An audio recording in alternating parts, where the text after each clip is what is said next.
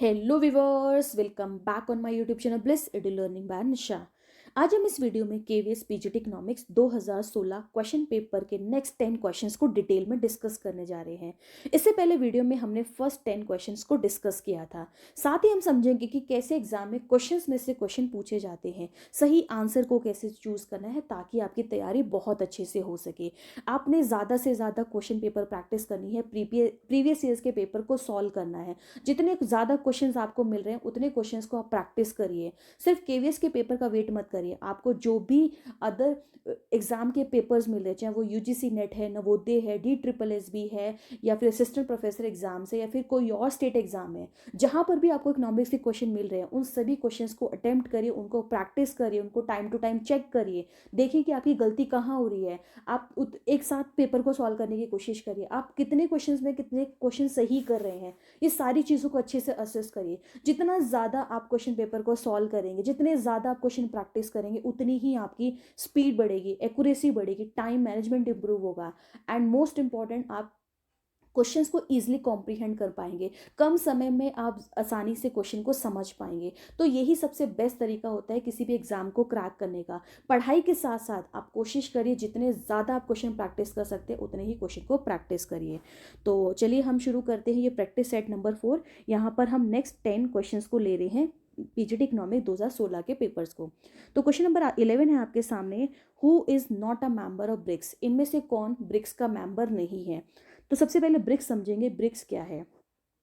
World में जो 5 leading emerging economies है, यानी अगर हम पूरे विश्व की बात करें, पूरे वर्ल्ड की बात करें, तो पूरे वर्ल्ड के अंदर जो 5 लीडिंग इमर्जिंग इकोनॉमीज है वो उन्होंने मिलकर अपना क्या बनाया है, ब्रिक्स। ब्रिक्स बेसिकली 5 कंट्री का फॉर्मेशन है। बी फॉर ब्राज़ील हो गया, आर फॉर रशिया हो गया, I for India, C for China and S for South Africa. तो आपको ध्यान रखना है, ब्रिक्स जो है, ये जो ग्रुप है वो 5 कंट्रीज ने मिलकर बनाया, Brazil, Russia, India, China and south Africa. यहीं से क्वेश्चन आता है कि ब्रिक्स कब बना। तो ब्रिक्स का फॉर्मेशन हुआ था 2001 में।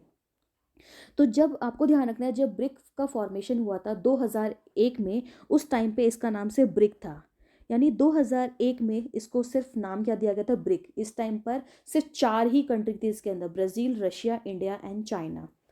2010 में इसके अंदर एक कंट्री को जोड़ा गया जिसका नाम था साउथ अफ्रीका। तो आपको ध्यान रखना है, स्टार्टिंग में इनिशियली जब इसका फाउंड किया गया तो इसका नाम था ब्रिक। ये सिर्फ 4 कंट्रीज ने मिलकर शुरू किया था, Brazil, Russia, India and China. बाद में 2010 में एक नई मेंबर कंट्रीज के साथ जुड़ती है जिसका नाम था साउथ अफ्रीका। और कब जुड़ती है? 2010 के अंदर। तो आपको इस क्वेश्चन में बोलता है कि बताओ इनमें से कौन ब्रिक्स की मेंबर नहीं है। तो आप जानते हैं ब्राज़ील है, चाइना है, साउथ अफ्रीका है। कौन नहीं है? बांग्लादेश। तो करेक्ट आंसर क्या हो गया? बांग्लादेश। ठीक है। यहीं से एक और क्वेश्चन आपसे पूछता है एग्जाम के अंदर। आप जानते हैं कि ब्रिक्स की समिट्स होती है, ब्रिक्स की मीटिंग होती है। तो 2022 की जो ब्रिक्स समिट हुई वो कौन से नंबर की थी? तो 14th थी। ठीक है। 2022 के अंदर ब्रिक्स समिट जो हुई थी, ब्रिक्स की जो मीटिंग हुई थी, इन 5 कंट्रीज की जो मीटिंग, ये मिलकर जो सम्मेलन करते, मीटिंग करते हैं, ये कौन से नंबर की थी? ये तो 14th समिट थी। ठीक है। एक और क्वेश्चन आ जाता है कि इस बार की, क्योंकि जून में की गई थी, जून 2022 में 14 समिट हुई, तो इस बार के ब्रिक्स समिट है वो किसने होस्ट करी? तो किसने होस्ट करी थी? चाइना। मोस्ट इंपॉर्टेंट क्वेश्चन है, करंट अफेयर्स का भी क्वेश्चन आ जाता है कि 2022 की ब्रिक्स समिट की जो ब्रिक्स समिट है उसको किसने होस्ट किया था, कौन सी कंट्री ने किया था? चाइना ने किया था। तो इतने क्वेश्चन जो है वो आपसे आपसे पूछे जाते हैं। बढ़ते हैं नेक्स्ट क्वेश्चन की तरफ। Question number 12। क्वेश्चन नंबर 12 में कहता है कि अगर कंजप्शन फंक्शन इक्वल है 50 प्लस 0.8y, इन्वेस्टमेंट है 50, तो कहता है calculate the level of saving. तो देखिए, आपसे पूछ रहा है सेविंग निकाले। तो यहाँ पर सेविंग निकालने के आपके पास 2 तरीके हैं। आप जानते हैं कि सेविंग हमेशा किसके इक्वल होता है? इन्वेस्टमेंट के। हमेशा किसके इक्वल होता है? इन्वेस्टमेंट के। तो इन्वेस्टमेंट कितनी दे रखी है? 50। तो सेविंग भी कितनी हो जाएगी? 50। एक तरीका तो ये है। एक तरीका सेविंग निकालने का क्या है? सबसे पहले देखो, दूसरा तरीका क्या है कि आप सेविंग कैसे निकाल सकते हो? इनकम में से कंजप्शन को माइनस कर दो। तो सबसे पहले हमें क्या निकालना पड़ेगा? इक्विलिब्रियम लेवल ऑफ इनकम यानी वाई। और आप जानते हैं वाई कैसे निकलेगा? अगर सी और आई गिवन है तो वाई कैसे निकलता है? सी प्लस आई। तो अब सी की वैल्यू पुट कर दीजिए, 50 प्लस 0.8 इंटू वाई प्लस आई कितना है? 50। तो ये इधर जाएगा, कितना हो जाएगा? 0.2 Y is equals to 50 plus 50 कितना हो गया? 100। वाई निकालना है 100, तो ये आ जाएगा डिवाइड में 0.2, यानी वाई कितना आ गया? 500। ठीक। इनकम कितनी आ गई 500, लेकिन हमें कंजप्शन निकालना पड़ेगा। कंजप्शन कैसे निकलेगा, आप y की वैल्यू को इस कंजप्शन फंक्शन में पुट कर दो, 0.8 और y कितना था 500। तो जब आप इसको सॉल्व करोगे तो कंजप्शन की वैल्यू कितनी आ जाएगी 450। तो इनकम कितनी आई 500, कंजप्शन कितना आया 450, तो सेविंग कितना हो गया 50। तो दोनों से आंसर क्या आएगा सेम। तो यानी जब भी आपको सेविंग निकालनी होती है तो दो तरीके, या तो आप इनकम में से कंजप्शन को माइनस करो, या फिर सेविंग हमेशा इन्वेस्टमेंट के बराबर होती है। ठीक है, मोस्ट इंपॉर्टेंट क्वेश्चन आपसे एग्जाम में पूछा जाता है। यहीं से फर्दर आपसे और क्वेश्चंस पूछे जाते हैं, जैसे आप इसको बहुत ध्यान से ऑब्जर्व करिए। ठीक है, ऐसे कई बार कंजप्शन फंक्शन दे देता है और बोलता है कि बताओ यहाँ पे ऑटोनोमस कंजप्शन क्या है। तो यहाँ पर ऑटोनोमस कंजप्शन कितना है 50। ऑटोनोमस कंजप्शन मीन्स जो इनकम पे डिपेंड नहीं करता, यानी मिनिमम लेवल ऑफ कंजप्शन जो कंज्यूमर करता ही करता है सर्वाइव करने के लिए। इसी क्वेश्चन पूछता है कि बताओ इंड्यूस कंजप्शन कितना है, इंड्यूस कंजप्शन है 0.8। यहीं पे पूछ लेता है कि बताओ एमपीसी की वैल्यू क्या है। तो फंक्शन कौन सा है कंजप्शन, तो वाई के साथ वाली वैल्यू क्या होती है एमपीसी, एमपीसी क्या 0.8। इसी में पूछ लेता है एमपीएस बताओ, तो जब एमपीसी 0.8 है तो एमपीएस क्या होगा 0.2, क्योंकि आप जानते हैं एमपीसी प्लस एमपीएस दोनों का सम क्या होता है 1 होता है। इसी क्वेश्चन में आपसे पूछ लेते हैं कि मल्टीप्लायर की वैल्यू निकालो, तो मल्टीप्लायर की वैल्यू निकालने का फॉर्मूला क्या हो जाएगा 1/1 माइनस एमपीसी, क्योंकि क्वेश्चन में हमें एमपीसी गिवन है। तो आप एमपीसी की वैल्यू पुट कर लीजिए, कितनी है 0.8। तो 1 डिवाइडेड बाय 1 माइनस 0.8 यानी 1 डिवाइडेड बाय 0.2, तो मल्टीप्लायर की वैल्यू क्या आ गई 5। तो इस टाइप के क्वेश्चन आपसे एग्जाम में पूछे जाते हैं। तो इसी तरीके से आपने एक ही क्वेश्चन में मल्टीपल क्वेश्चन तैयार करने हैं, ताकि आपका साथ साथ ज़्यादा से ज़्यादा क्वेश्चन रिवाइज हो सके, और एक टॉपिक को पढ़ने के साथ साथ आपके अदर टॉपिक भी रिवाइज हो पाए, और आपको ये भी पता हो कि भाई अगर ये क्वेश्चन आएगा तो यहाँ से प्रोबेबिलिटी है क्वेश्चन पूछने की। देखते हैं next question, question number 13। Question number 13 में कहता है which of the following is an explanation of stagflation. इनमें से कौन जो है स्टैगफ्लेशन को एक्सप्लेन कर रहा है। तो देखिए, जो स्टैगफ्लेशन वर्ड है नाम से पता लग रहा है, जो स्टैगफ्लेशन वर्ड है वो दो वर्ड से मिलकर बना है, स्टेग्नेशन प्लस इन्फ्लेशन। ठीक है, जो स्टैगफ्लेशन वर्ड है वो दो वर्ड से मिलकर बना है, स्टेग्नेशन प्लस इन्फ्लेशन। देखिए वर्ड है स्टेग्नेशन, नाम से पता लग रहा है स्टेगनेंट, जैसे बोलते हैं ना वाटर स्टेगनेंट हो गया है, रुक गया है। उसी तरीके से जब इकोनॉमी स्टेगनेंट हो जाती है, स्टेगनेंट का मतलब है कि आउटपुट नहीं बढ़ रहा, एम्प्लॉयमेंट नहीं बढ़ रहा, किसी तरीके से इकोनॉमी में पॉजिटिव इंपैक्ट नहीं हो रहा, सबको डाउनफॉल में जा रहा है। तो स्टेगनेंट का मतलब होता है जब इकोनॉमी बिल्कुल रुक जाती है। और इन्फ्लेशन का मतलब क्या होता है, जब इकोनॉमी में गुड्स के प्राइजेज जो है वो लगातार राइज होते रहते हैं। तो देखिए अब इन ऑप्शंस को हटाना कैसे है। हमें पता है स्टेगनेंट का मतलब क्या होता है, जब इकोनॉमी में बिल्कुल भी ग्रोथ ना हो, इकोनॉमी में एम्प्लॉयमेंट ना हो, इकोनॉमी में कोई भी आउटपुट बढ़े ना। तो क्या देखिए ऑप्शन नंबर 1 में कहता है हाई ग्रोथ ऑफ जीडीपी, हो सकता है नहीं, स्टेगनेंट है ना इकोनॉमी, कह रहा है जीडीपी ग्रोथ बढ़ रही है, तो ये ऑप्शन कट गया। दूसरे में कहता है एम्प्लॉयमेंट अपॉर्चुनिटीज ज़्यादा है, नहीं, यहाँ पे एम्प्लॉयमेंट अपॉर्चुनिटीज कम हो जाती है। तीसरे में कहता है अ period of rapid increase in overall price, ठीक है हाँ, ऐसी यानी जब ओवरऑल प्राइस बढ़ते हैं, हाँ बिल्कुल, यानी किसकी बात करें इन्फ्लेशन की, विद रिसेशन, यानी इन्फ्लेशन बढ़ता है किसके साथ बढ़ता है रिसेशन। रिसेशन का मतलब ही क्या होता है मंदी हो जाना, यानी जब चीज़ें इंप्रूव नहीं होती, चीज़ें बढ़ती नहीं, एम्प्लॉयमेंट अपॉर्चुनिटीज़ नहीं बढ़ रही, आउटपुट नहीं बढ़ रहा है। ठीक है, तो ये वाला ऑप्शन क्या है सही है। जबकि चौथे में देखो क्या कहते हैं a period of decrease in price level, price level कम होगा नहीं, तो 1 A, option number A B और डी तो कट गया, सही आंसर क्या होगा ऑप्शन नंबर सी। ठीक है, तो आपको ध्यान रखना है स्टेग्नेशन कैसी सिचुएशन होती है, जब इकोनॉमी में ओवरऑल प्राइस बढ़ता रहता है विद रिसेशन। रिसेशन में जब इकोनॉमी में ग्रोथ नहीं होती है, इकोनॉमी जो है वो बिल्कुल रुक जाती है, थम जाती है। ठीक है, तो ये वाला क्वेश्चन एग्जाम में बहुत बार पूछा गया है। नेक्स्ट क्वेश्चन देखते हैं। नेक्स्ट क्वेश्चन कहता है मॉनेटरी बेस और high powered money is, monetary base और हाई पावर्ड मनी क्या है। गवर्नमेंट के लिए डेट है, आरबीआई के एसेट्स है, आरबीआई की लायबिलिटी है, या फिर आरबीआई अपने पास जो फॉरेक्स रिजर्व रखती है उसको बोलते हैं, नहीं। तो हाई पावर्ड मनी और मॉनेटरी बेस ये हमेशा किसकी होती है, आरबीआई की। तो देखो ऑप्शन नंबर ए तो कट गया, क्योंकि गवर्नमेंट की बात ही नहीं होती है, बचा ऑप्शन नंबर बी सी और डी। तो मॉनेटरी बेस और हाई पावर्ड मनी समझिएगा होती क्या है। तो मॉनेटरी बेस और हाई पावर्ड मनी का मतलब क्या है, जो मनी चाहे वो पब्लिक का पैसा हो या कमर्शियल बैंक का पैसा हो या गवर्नमेंट का पैसा हो, वो होता है जो किसके पास है, आरबीआई के पास है। यानी जो भी मनी, यानी कोई करेंसी सर्कुलेशन में पब्लिक के पास, या फिर डिपॉजिट जो गवर्नमेंट के पास है या कमर्शियल बैंक के पास है, वो सब हाई पावर्ड, यानी वो किसके पास है, आरबीआई के पास है, वो होता है हाई पावर्ड मनी। ठीक है, तो हाई पावर्ड मनी जो होती है वो आरबीआई के लिए लायबिलिटी होती है, आरबीआई के लिए असेट्स नहीं होते, आरबीआई के लिए लायबिलिटी होती है। क्योंकि आरबीआई ने अगर अपने पास रखी है तो जब चाहे, चाहे वो हमारा कमर्शियल बैंक हो, चाहे गवर्नमेंट हो, चाहे पब्लिक हो, तो ये लोग डिमांड करके उस पैसे को वापस ले सकते हैं। तो आरबीआई को उस टाइम पे इस पैसे को रिफंड करना पड़ेगा। ठीक है। तो मॉनेटरी बेस और हाई पावर्ड मनी का मतलब क्या है? वो मनी जो आरबीआई के पास है, जो किसके पास है? आरबीआई के पास है। और किसकी मनी है? पब्लिक की, गवर्नमेंट की, कमर्शियल बैंक की। तो जब चाहे जिन्होंने, इन लोगों ने जो पैसा जमा करा रखा है, ये आरबीआई से ले सकते हैं। तो यानी आरबीआई को इन डिपॉजिट्स को इन लोगों को वापस करना पड़ता है जब ये डिमांड करते हैं। इसलिए आरबीआई के लिए लिएबिलिटी, आरबीआई के लिए बर्डन है कि इसको रिटर्न करना पड़ेगा। ठीक है। अब यहीं से देखो और क्वेश्चन पूछे जाते हैं कि हाई पावर्ड मनी में क्या आता है। तो हाई पावर्ड मनी में, it is very important question, ये कई बार जो है वो नवोदय में भी और 2018 के पेपर में पूछा गया था केवीएस में, कि हाई पावर्ड मनी में क्या आता है। तो हाई पावर्ड मनी में आता है करेंसी विद पब्लिक, यानी जो करेंसी किसके पास है? पब्लिक के पास है, plus cash reserve of bank, जो कैश रिजर्व बैंक के पास है। तो हाई पावर्ड मनी का मतलब क्या है? इसमें क्या आएगा? वो करेंसी जो पब्लिक के पास है, साथ में कैश रिजर्व जो किसके पास है? बैंक के पास है। अब यहीं से क्वेश्चन पूछ लेता है, जैसा कि आप जानते हैं हाई पावर्ड मनी किसकी होती है? आरबीआई की। पूछ लेता है कि आरबीआई का फॉर्मेशन कब हुआ। तो आरबीआई का फॉर्मेशन हुआ 1 अप्रैल 1935 में। आरबीआई का हेडक्वार्टर कहाँ है? तो मुंबई में। स्टार्टिंग में आरबीआई का हेडक्वार्टर था कोलकाता में, बाद में इसको शिफ्ट कर दिया गया। एंड मोस्ट इंपॉर्टेंट क्वेश्चन पूछता है कि आरबीआई के भी गवर्नर कौन है। तो आरबीआई के इस टाइम जो गवर्नर है उनका नाम है श्री शक्तिकांत दास। श्री शक्तिकांत दास जो है वो आरबीआई के करंट गवर्नर है।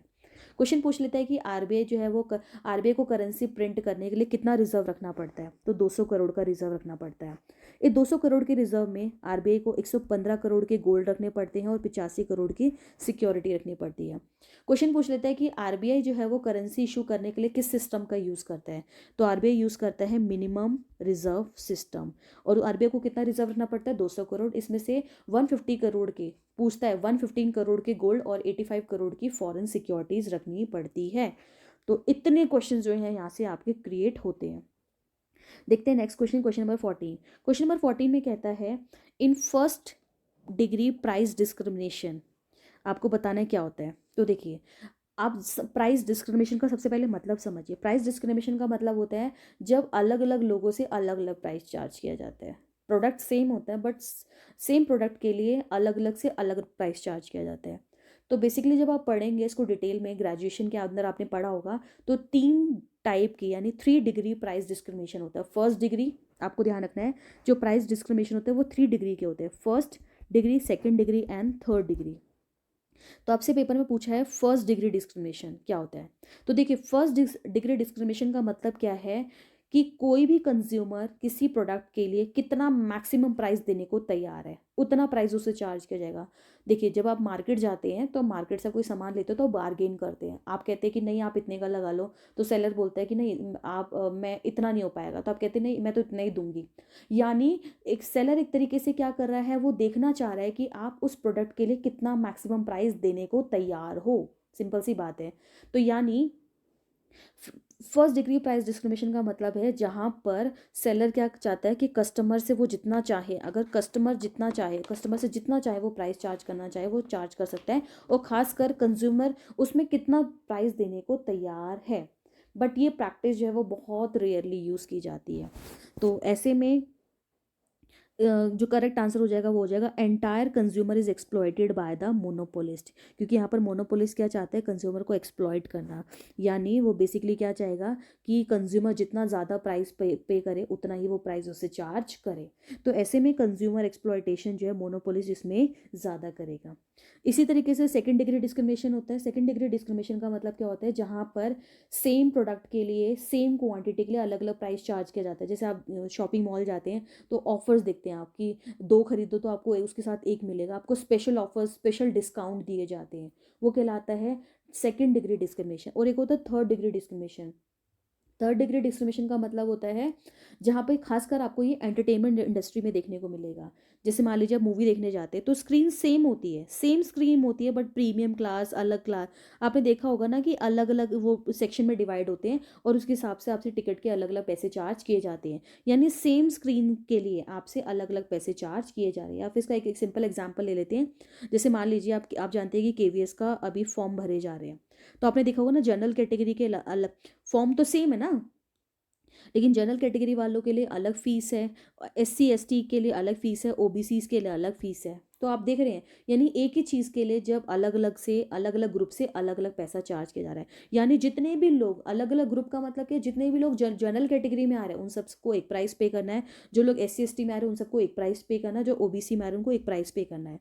बट सब ग्रुप से पैसा क्या करा जा रहा है, अलग चार्ज किया जा रहा है। तो इतने टाइप के डिस्क्रिमिनेशन होते हैं, first degree, second degree and third degree, आपको ध्यान रखना है ये, ठीक है। बहुत बार क्वेश्चन पूछा है UGC नेट में, तो बहुत पूछा जाता है। क्वेश्चन नंबर 15 है, public good have following attributes. Public good में क्या क्या फीचर्स होते हैं, ठीक है। तो आपको समझना होगा कि पब्लिक गुड क्या होते हैं। पब्लिक गुड का मतलब ऐसे गुड जो कॉमनली यूज्ड होते हैं, यानी ऐसे गुड जिसको एक साथ सभी लोग मिलकर इस्तेमाल करते हैं। जैसे हम पब्लिक पार्क हो गए, ऐसे पार्क जिसको गवर्नमेंट ने बनाया है, तो एक साथ सभी लोग जाके उस पार्क को इस्तेमाल कर रहे हैं, ठीक है। यानी कोई भी मतलब जो उस पार्क के लिए पैसे दे रहा है या नहीं दे रहा, वो भी इस पार्क के लिए यूटिलाइज कर पा रहा है। यानी अगर कोई टैक्स पे कर रहा है, नहीं पे कर रहा, वो सबके लिए जो उसका यूटिलाइजेशन है वो क्या है, सेम है। तो पब्लिक गुड क्या होते हैं, पब्लिक गुड ऐसे गुड्स होते हैं जो नॉन राइवल होते हैं। नॉन राइवल का मतलब है कि अगर एक के कंजप्शन से दूसरे का कंजप्शन कम नहीं होगा, यानी अगर एक व्यक्ति पार्क गया है तो उसके जाने की वजह से दूसरे की सेटिस्फेक्शन, और व्यक्ति जो जा रहे हैं उनकी सेटिस्फेक्शन क्या होगी, कम नहीं होगी। और दूसरा पब्लिक गुड जो होते हैं वो नॉन एक्सक्लूडेबल होते हैं। नॉन एक्सक्लूडेबल का मतलब क्या है कि ऐसा नहीं कि अगर एक पर्सन चला गया तो वो दूसरे को वहाँ पर जाने से रोक पाएगा, नहीं। तो पब्लिक गुड क्या होते हैं, नॉन राइवल होते हैं, यानी एक के जाने से दूसरे का कंजप्शन कम नहीं होता। और नॉन एक्सक्लूडेबल का मतलब है कि कोई भी एक पर्सन दूसरे पर्सन को उस गुड को यूज़ करने से एक्सक्लूड नहीं कर सकता है, ठीक है। वेरी इंपॉर्टेंट, कई बार डायरेक्ट क्वेश्चन पूछ लेता है। तो पब्लिक गुड हमेशा non rival and non excludable होते हैं, जबकि प्राइवेट गुड क्या होते हैं, राइवल एंड एक्सक्लूडेबल होते हैं। एग्जाम्पल पूछ लेता है, तो एग्जाम्पल में जैसे पब्लिक पार्क हो गया आपका, लॉ एंड ऑर्डर, आप जानते हैं ना, लॉ एंड ऑर्डर सबके लिए क्या होते हैं, सेम होते हैं, सबके लिए यूनिफॉर्मली एप्लीकेबल होते हैं। लॉ एंड ऑर्डर हो गया, डिफेंस हो गए, सब किसके एग्जाम्पल हो गए, पब्लिक गुड के। तो ये क्वेश्चन तो बहुत बार पूछा जाता है। नेक्स्ट क्वेश्चन है, द ब्रुंटलैंड कमीशन इज, जो ब्रुंटलैंड कमीशन है वो क्या है। तो बेसिकली ब्रुंटलैंड कमीशन जो है वो कमीशन किस पर बेस्ड है, एनवायरनमेंट एंड डेवलपमेंट पर बेस्ड है। इस कमीशन को बेसिकली एनवायरनमेंट एंड डेवलपमेंट के लिए बनाया गया था, ठीक है। तो आपको ध्यान रखना है 1983 में इसका फॉर्मेशन हुआ था। 1983 में ब्रुंटलैंड कमीशन को बनाया गया था और उसका मेन फोकस किस पे है, एनवायरनमेंट एंड डेवलपमेंट पे, ठीक है। एंड साथ में इस ये किससे रिलेटेड है, कई बार क्वेश्चन भी पूछ लिया जाता है। तो इसका संबंध है किससे, सस्टेनेबल डेवलपमेंट से रिलेटेड। सस्टेनेबल डेवलपमेंट का मतलब क्या है कि इकोनॉमी में ऐसा डेवलपमेंट होना चाहिए जिससे आज की जनरेशन को तो फ़ायदा हो, लेकिन साथ में फ्यूचर जनरेशन को भी फ़ायदा होना चाहिए। जैसे हम बोलते हैं ना कि नो डाउट हम टेक्नोलॉजी को उतना यूज़ कर रहे हैं, हम इतना इन्वेंशन कर रहे हैं, बट साथ में हम अपने एनवायरनमेंट को बहुत ज़्यादा नुकसान पहुंचा रहे हैं। तो इससे हम क्या करें, फ्यूचर में जो लोग आने वाले हैं, फ्यूचर जनरेशन आने वाले हैं, उनके लिए बचेगा। हम कहते हैं ना कि पेट्रोल का हम बहुत ज़्यादा एक्सेसिवली यूज़ करें, हमें नहीं करना। पेट्रोल का यूज़ हमें प्रॉपर तरीके से करना चाहिए। जब रेड लाइट पर गाड़ी खड़ी हो तो हमें इंजन ऑफ कर देना चाहिए। क्यों बोलते हैं, ताकि वो चीज़ ख़त्म ना हो, यानी फ्यूचर जनरेशन को भी मिल पाए। अभी प्रेजेंट जनरेशन तो ले रही है, फ्यूचर जनरेशन को भी मिल पाए। तो ब्रुंटलैंड कमीशन का संबंध है एनवायरनमेंट एंड डेवलपमेंट से रिलेटेड। खासकर ये किससे रिलेटेड है, sustainable development. Sustainable development means development ऐसा होना चाहिए जिससे प्रेजेंट के साथ साथ फ्यूचर जनरेशन को भी फायदा हो, ठीक है। ब्रुंटलैंड कमीशन कब आया था, ये आया था 1983 में। तो इतने क्वेश्चन यहाँ से पूछे जाते हैं। बढ़ते नेक्स्ट क्वेश्चन की तरफ। नेक्स्ट क्वेश्चन कहता है, as per the article 279A of the amendment constitution who will be the chairperson of the GST council. यानी इंडियन कॉन्स्टिट्यूशन के अंदर जो आर्टिकल 279 था, जब उसमें अमेंडमेंट किया गया, वो क्या बन गया, आर्टिकल 279A। 279A क्यों लिखा जाता है, क्योंकि इसको अमेंड किया गया। कहता है उसके अंदर, उस आर्टिकल के अंदर GST काउंसिल का चेयरपर्सन कौन होता है। तो GST काउंसिल का जो चेयरपर्सन होता है वो हमेशा होता है union finance minister. GST council का चेयरपर्सन कौन होता है, यूनियन फाइनेंस मिनिस्टर। और अगर आपसे पूछा जाए कि स्टेट का, अगर स्टेट में GST काउंसिल है तो उसका चेयरपर्सन कौन होगा, तो वो होगा स्टेट फाइनेंस मिनिस्टर। अगर सेंट्रल का है तो यूनियन फाइनेंस मिनिस्टर, और अगर स्टेट में बात की जा रही है GST काउंसिल की तो कौन हो जाएगा, स्टेट फाइनेंस मिनिस्टर। अब यहीं से आपसे मल्टीपल क्वेश्चन पूछे जाते हैं कि जैसे GST कब आया, तो GST आया था 1 जुलाई 2017 में, ठीक है। और क्वेश्चन आते हैं कि जीएसटी क्या है, जीएसटी की फुल फॉर्म पूछता है, तो जीएसटी क्या है, goods and services tax. Question आ जाता है जीएसटी किस टाइप का टैक्स है, तो ये एक तरीके से इनडायरेक्ट टैक्स है। जीएसटी किस पे लगता है, तो जीएसटी जो है गुड्स एंड सर्विसेज की सप्लाई पे लगता है। आपसे पूछ लेता है जीएसटी के कितने टैक्स स्लैब्स है, तो जीएसटी के अंदर टोटल 4 टैक्स स्लैब है। पूछ लेता है कि जीएसटी में कौन कौन से टैक्स लगते हैं, कितने टाइप के टैक्स स्लैब है, तो 12%, 5%, 12%, 18% और मैक्सिमम क्या है 28%। जीएसटी को कैसा टैक्स बोला जाता है, तो जीएसटी को डेस्टिनेशन बेस्ड टैक्स बोला जाता है, कॉम्प्रिहेंसिव बेस्ड टैक्स बोला जाता है। ठीक है, जीएसटी की बात करें तो इसमें कितने टाइप के टैक्स आते हैं, इसमें 3 आते हैं, सीजीएसटी यानी सेंट्रल जीएसटी, स्टेट जीएसटी और आपका आईजीएसटी होता है। तो इस टाइप के क्वेश्चन आपसे एग्जाम में पूछे गए हैं और पहले भी और बार बार पूछे जाते हैं। नेक्स्ट क्वेश्चन देखते हैं। कहता है इनमें से कौन 2 डायमेंशनल डायग्राम नहीं है, तो 2 डायमेंशनल डायग्राम का मतलब क्या होता है, जब भी आप उन डायग्राम्स को बनाओ तो जो उसका एरिया है, यानी उसका एरिया जो है वो उसके मैग्नीट्यूड को रिप्रेजेंट करे। 2 डायमेंशनल डायग्राम का मतलब है कि जब भी आप उसके डायग्राम को बनाते हो तो उसका एरिया जो है वो उसके मैग्नीट्यूड को रिप्रेजेंट करे, वो कहलाता है 2 डायमेंशनल डायग्राम। तो कौन कौन सा डायग्राम 2 डायमेंशनल होते हैं आप जानते हैं, हिस्टोग्राम 2 डायमेंशनल और पाई चार्ट भी और पाई डायग्राम भी 2 डायमेंशनल है। तो ये और ये दोनों ही 2 डायमेंशनल है। कौन सा नहीं है, तो ऑप्शन नंबर सी और डी, सी और डी कहाँ है इसमें। बार डायग्राम और ओजाइवकर दोनों 2 डायमेंशनल नहीं है, जबकि हिस्टोग्राम में पाई चार्ट है। This is very important question, direct आता है, इसको दिमाग में सेट कर लेना कि कौन सा 2 डायमेंशनल है कौन सा नहीं है।